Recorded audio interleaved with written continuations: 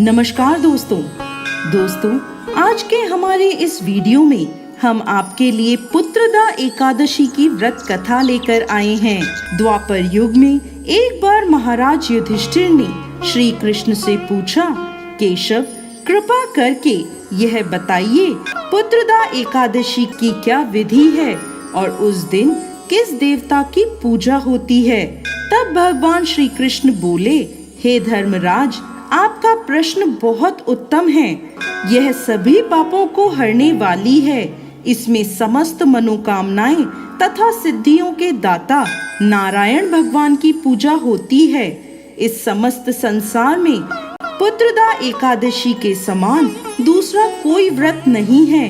पुत्रदा का अर्थ है पुत्र देने वाली, अर्थात यह व्रत निसंतान लोगों को संतान प्रदान करने वाला है।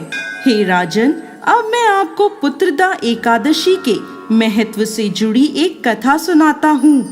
ध्यान पूर्वक सुने। एक समय भद्रावती नामक नगरी में सुकेतुमान नामक राजा राज्य करता था। उसकी पत्नी का नाम शव्या था। राजा के पास धन, वैभव, राज्य आदि किसी प्रकार की कोई कमी नहीं थी, परंतु उसके कोई संतान नहीं थी। इस कारण राजा और उसकी पत्नी दोनों चिंतित रहते थे। राजा यह सोचकर चिंतित रहते थे कि हमारे लिए पिंडदान कौन करेगा। बिना पुत्र के पितरों और देवताओं का ऋण मैं कैसे चुकाऊंगा। अवश्य ही मैंने पिछले जन्म में कोई बुरे कर्म किए होंगे, इसलिए मेरे पुत्र नहीं हैं। राजा को इस प्रकार चिंता में डूबा देख रानी शव्या भी हर समय चिंतित रहती थी। एक दिन राजा चिंता में इतने मगन हो गए कि उन्होंने अपने प्राण त्यागने का निश्चय किया, परंतु आत्मघात को महापाप समझकर वह अपना अश्व लेकर सोच विचार में डूबे हुए जंगल की ओर चले गए। वहां अनेकों प्रकार के पक्षियों और पेड़ पौधों को देखते हुए राजा आगे चलते जा रहे थे। वन में राजा ने हाथी को अपनी मादा और बच्चों के साथ घूमते हुए देखा। हिरण को भी अपनी मादा और बच्चों के साथ देखा। इसे देखकर राजा सोच में पड़ गए कि मैंने कई यज्ञ किए, ब्राह्मणों को भोजन कराया, फिर भी मुझे निसंतान होने का दुख प्राप्त हुआ। मैं क्या करूं? ऐसा सोचते हुए राजा आगे जंगल में चलते गए। आधा दिन बीत गया। राजा भूख प्यास से व्याकुल थे। पानी की तलाश में वह भटकते हुए एक सरोवर की तरफ गए। उस सरोवर में कमल पुष्प खिले हुए थे तथा बतखें विहार कर रही थीं। राजा ने नजर घुमाकर देखा तो सरोवर की एक ओर मुनियों का आश्रम बना हुआ था। उसी समय राजा के दाएं अंग फड़कने लगे। राजा ने इसे शुभ संकेत समझा और घोड़े से उतरकर उन ऋषियों के आश्रम में गए। आश्रम में पहुंचकर राजा ने ऋषियों को प्रणाम किया और वहां बैठ गए।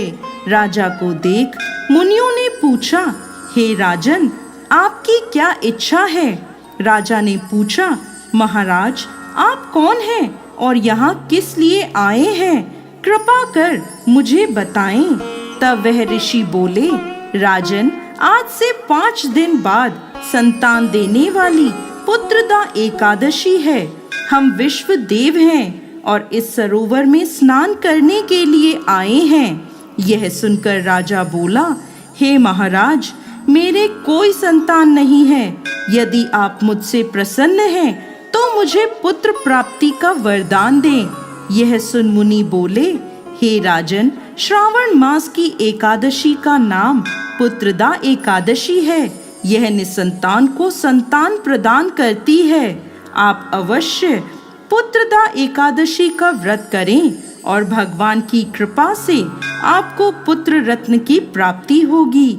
मुनि के वचनों को सुनकर राजा को संतोष हुआ और उसने महल में जाकर रानी शव्या को सारी बात बता दी और पुत्रदा एकादशी के दिन राजा और रानी दोनों ने पुत्र प्राप्ति की इच्छा से पूरे विधि विधान से पुत्रदा एकादशी का व्रत किया और द्वादशी के दिन पारण किया। कुछ दिनों बाद रानी शव्या ने गर्भ धारण किया। 9 महीने पश्चात उनके यहाँ एक अति तेजस्वी पुत्र हुआ। वह राजकुमार अत्यंत सुंदर, यशस्वी और प्रजा का पालन करने वाला राजा बना।